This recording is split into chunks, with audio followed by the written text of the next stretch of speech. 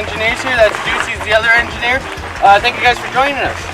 If you guys are unfamiliar with the area or Ashland, it's your stereotypical coal region town located here in northeastern Pennsylvania. By that I mean it was once a very prosperous and booming neighborhood like many of the other smaller towns around here. Back in the 1800s there was a great demand for all this anthracite coal that's located in all these mountains here. And there was a lot more mining being done. We had about 8,000 people living in town at that time. But as that demand for anthracite started to decline over the next 100 years or so, as did our population, economy, things of that nature, now we're down to about 2,200 people. As you can see, we're here in the heart of the Appalachian mountain chain, and as I mentioned, all of these mountains that we can see from up here have tons and tons and tons of anthracite coal left in them.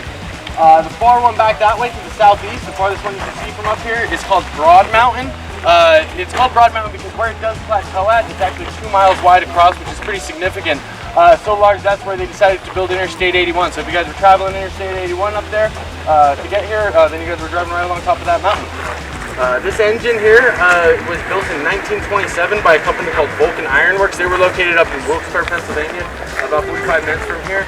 And it did operate for the Lehigh Valley Coal Company for a very short period of time right out of the factory until the owner tragically passed away in a separate train accident.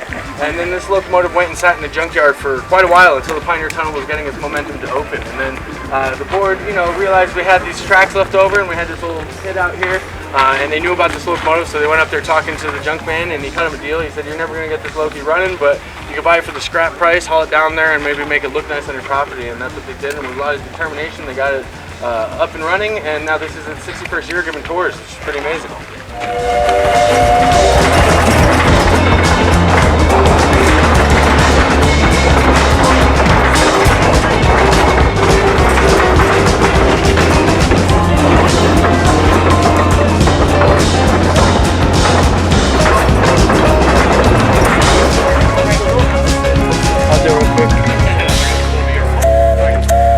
Cool, thank you, sir. You're welcome, thank you.